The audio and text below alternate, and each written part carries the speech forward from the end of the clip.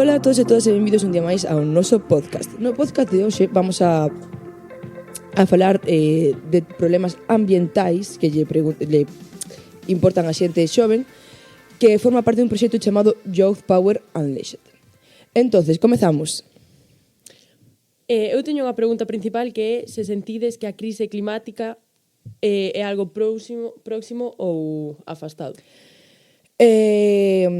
Eu creo que cando era máis pequena o sentía como algo máis afastado, que iso non nos ia afectar a nosotros e que estaba moi lonxe e que cando eu morra, pois a lo mellor aos futuros xóvenes sí que lles pode afectar, pero hoxe en día sí que se sinte como algo actual que nos afecta a todos e xa se ven cambios no noso día a día no mundo.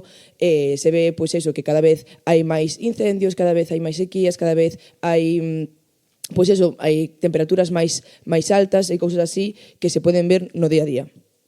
Eu opino mismo que a miña compañeira Anabela, xa que podemos ver as consecuencias que se están vendo xa no día a día. Bueno, pois eu creo que estamos todos de acordo en que é un problema da actualidade e que está a notar bastante. En canto a Galicia, que consecuencias creéis que hai de cambio climático en Galicia? Ou se creedes que hai consecuencias en Galicia no cambio climático? Eu penso que sí que hai consecuencias, xa que pódese ver tanto nos veráns que hai temperaturas moito máis altas como nos invernos que ahora mismo estás en decembro sen ter unha chaqueta posta e fai anos eso era imposible. Efectivamente. Sí, eu estou de acordo. Ademais, os incendios o último ano foron bastante elevados e ademais quemaron moitísimas hectáreas de Galicia e eso tamén debese á sequía e ás altas temperaturas. Sí, totalmente. Sobre todo, por exemplo, incluso cando vas á praia, que en Galicia temos costas moi frías, incluso a auga notase máis quente moitas veces. Sí, é verdade. Sí, eu tamén o noto. En cuanto aos plásticos, credes que utilizamos no noso día a día plásticos de un só uso excesivamente, nunha cantidades excesivas? Eu penso que sí. Ademais, hoxe en día vas á compra e a maioría da comida que compras é toda en plástico. E ademais eu penso que producimos moito máis plástico do que dá tempo de reciclar. Sí, totalmente.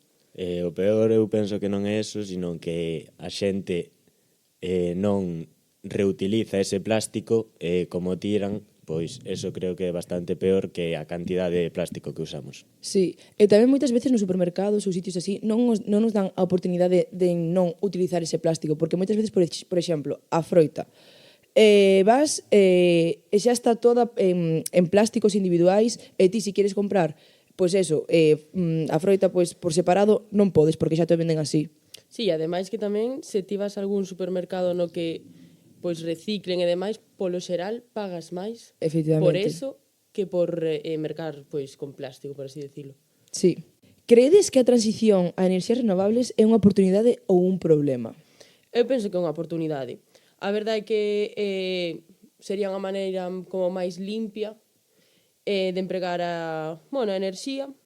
Hai que tamén respetar a biodiversidade, eu penso, non? Eu creo que é unha oportunidade porque o que dixeches ti, hai que respetar a biodiversidade, tamén pensamos que temos, por exemplo, el petróleo ten un límite, e va a haber un momento en que se va a acabar, e que nuestros recursos son ilimitados, e non é así, son limitados. Entonces tamén hai que intentar xa empezar con esa transición a utilizar recursos renovables para